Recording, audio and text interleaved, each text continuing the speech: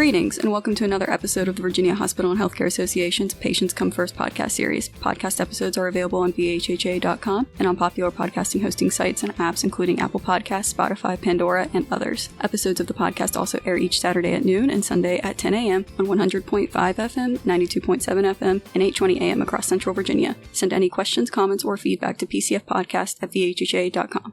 That's pcfpodcast@vhha.com. Today, we're excited to be joined by Dr. James Stone, an award-winning UVA associate professor and researcher who is part of a fascinating new project with the U.S. military examining how exposure to artillery blasts affects the brains of soldiers. We'll be talking about that project, his work, and more. But first, welcome to the program, Dr. Stone. Thank you. Glad to be here. And we're glad to have you. As I understand, your clinical work involves minimally invasive image-guided procedures to help patients with vascular issues, and that traumatic brain injury is one focus of the research work you do. To start, can you tell us about the overlap between those two areas of specialization? I think a layperson might perceive them as a distinctive type of medicine, but in point of fact, the vascular damage is often related to brain injury.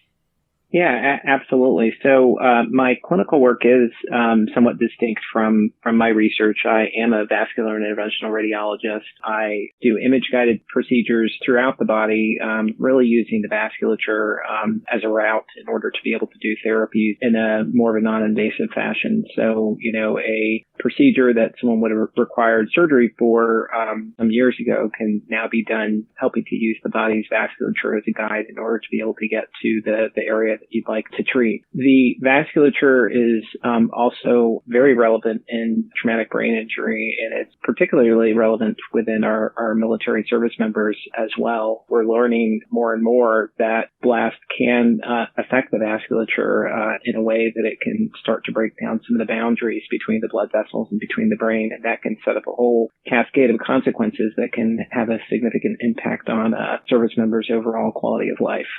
Thank you for that explanation. And now we're going to turn to your research work that you just mentioned at UVA, where you guys are partnering with the U.S. Navy and National Institutes of Health to create a model on how regular exposure to blasts affects the brains of military personnel, and particularly soldiers who, quote, breach, end quote, buildings. Over the years, soldiers impacted by the disorientation of battle have been described as being shell-shocked or suffering from PTSD or having TBI, depending on individual circumstances. To help frame the subject for our listeners, what are the clinical differentiations between those categorizations? So it's interesting because there can oftentimes be a disconnect between what a clinician may be seeing in terms of the symptoms that an individual patient is presenting and what the mechanisms may be underlying those symptoms. And so, the body and the patient has basically a limited repertoire of the number of ways that it can express or provide a signal that there's something wrong. And so there can oftentimes be distinct underlying biological reasons for shared symptoms that you may see from one condition to another. And so, a really good example of that is what you brought up in terms of, the bell rung issue that's been described in previous military conflict. And historically, that has been termed, shell shock included to describe this just overall observation that folks who were in military conflict and, out on operational activities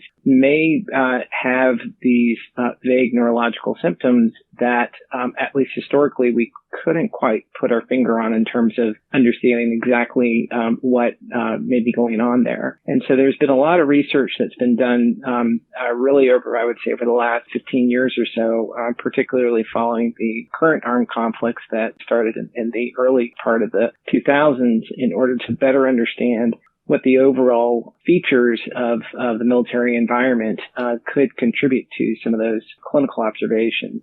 And what we're learning more and more is that in addition to the sort of classical things that you would expect that may cause a traumatic brain injury, such as being in a motor vehicle accident or perhaps being struck on the head with some object, we're starting to learn that an explosion itself can actually interact with the brain in a way that it can contribute to some of these symptoms that you may see across a number of different categories. And so in the work that we've been doing, we've really been trying to understand the overall contribution of blast as an occupational hazard. So we know that if you are next to a significant explosion, such as if you're in a vehicle and you're exposed to a roadside bomb, or if you're in close proximity to an explosion, that event into and of itself can have an immediate impact on your overall symptom complex that you may manifest with, and can basically manifest as an injury, a brain injury. What we've been really trying to get our understanding around, and what is the focus of some of the work that we've done, even going back to 2007, 2008, and now is the subject of this most recent effort that we're working on with artillery service members, is to understand the blast as basically a day-to-day, everyday environmental risk. You can compare it to considerations that a radiation worker may have. So, in my clinical work as an interventional radiologist, getting exposed to radiation, a X-ray technologist, someone who may work in a nuclear medicine department, a radiation oncologist, and even someone who may, work in a nuclear power plant or other areas. We have a reasonable understanding of what the overall cause and effect may be between radiation exposure and between what it might mean for an individual's health or their risk of developing adverse outcomes. And it's starting to look like blast may have a similar overall contribution, that yes, the big individual exposure is meaningful and significant, but it's these little exposures as well that you might get through breaching. So, using explosives to gain entry into hardened structures, using shoulder-mounted weapons, being around heavy artillery, and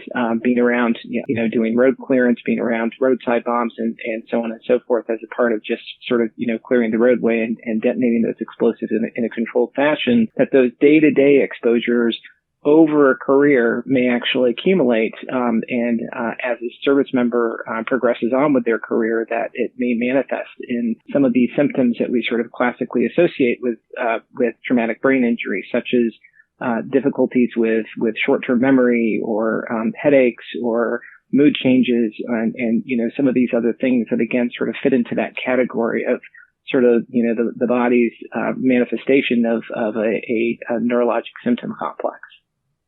Sure. Well, thank you so much for that explanation. That's super informative, and I'm already learning things I didn't know. So now with that background, as I read, this project is built off a study that involved you and some colleagues and is grant funded by the DoD. What can you tell us about the people who will be evaluated, what we already know and hope to learn, which you kind of already touched on, and how these findings might be applied in the future as it relates to the effects of artillery blasts on the brain?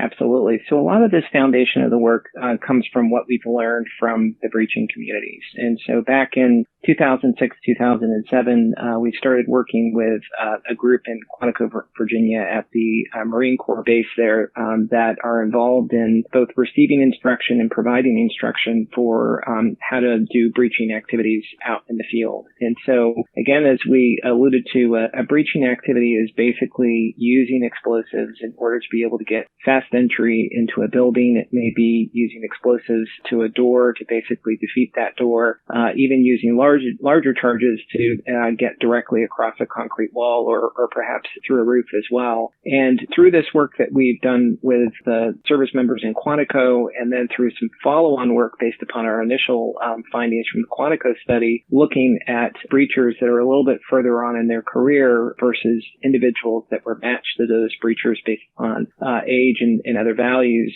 we started to begin to see this phenomena of there being neurological changes that we're seeing across a spectrum of different markers, including imaging, fluid biomarkers, and others that basically distinguished individuals who engaged in a lifelong or career-long activity of breaching from the control group. And so, we've sort of defined the contrast here between an individual or a group of individuals that are further on in their career and those that have not had exposure to blast over their career. And now what we're really interested in doing is extending that out to other populations, such as individuals that work with artillery, which, similar to breaching, it involves what we call blast overpressure. So it involves the creation of a shock wave. The contrast between breachers and between artillery service members is that with artillery, you may have many, many more exposures over a career just because of the function of how artillery is used versus how these explosives for breaching are used. And so this new project basically allows us to be able to extend some of our findings in the breaching communities to the artillery communities. And we've learned enough about the breaching communities to construct this particular study in a way that we're hoping to not just define the contrast, but to also start to define some of those gray areas in between to start narrowing in on a threshold of exposure. And so that really is sort of the key here, is not just identifying is there an issue, but identifying when along the spectrum of an individual's career do you start to develop those issues. And armed with that information, we can start providing information back to our partners in the operational communities to help them with their decision making around policies related to how individual service members are exposed blast over their careers. Well, that is fascinating, and thank you so much for walking us through all of that. And now that we've covered that, Dr. Stone, I just have a few other questions for you to kind of give listeners a bit of a sense of who you are beyond the work you do. And that first question is, what is the best piece of advice you've ever been given? You know, I have to say that a lot of the wisdom that I've received over the years has really come from my graduate school advisor, who, you know, I have a tremendous amount of respect for. It's John Pavlichak at Virginia Commonwealth University. He's a wonderful individual. And the one thing that he said to me that really sort of stuck with me is luck benefits the prepared mind. And so, you know, a lot of us sort of, you know, as we take, you know, one step in front of the other, sort of following paths that we like to pursue, and oftentimes having unexpected things cross our paths, those things that can seem beneficial or lucky are most beneficial to those individuals who are prepared to receive that good fortune when it comes to them. All right, and this is an entirely imaginary premise, but in the hypothetical scenario that you can anticipate your final day on Earth, what would your last meal be? You know, I have an affinity for the far southern food, so I love Latino Mexican food. Okay. So it would probably be a meal at a Mexican restaurant. Oh, I like that. All right, okay. And what is the top item on your bucket list? So the top item on my bucket list would be to hike as many of the paths as possible in Glacier National Park. I love Montana. I love the Rocky Mountains up in those areas. And I think the Glacier is, you know, one of the real jewels of the country. And just getting up there and spending time sort of meandering the paths up there, it's really sort of top on my list. Yeah, I've never been to Montana. That's actually traveling to all 50 states is on my bucket list, but I have heard such beautiful things about it and how gorgeous it is as a location, and I would love to go someday. And finally, if you were stranded on a deserted island, what one book, one album, and one movie would you take with you to keep yourself company? We'll go ahead and spot you a copy of the religious text of your choice. So other than that, what are your 3 entertainment survival kit picks? So I'll start with music first, because that's, you know, a real affinity for me. I have always been a fan of Rachmaninoff. I would say that I would bring an album with Rachmaninoff's piano concertos.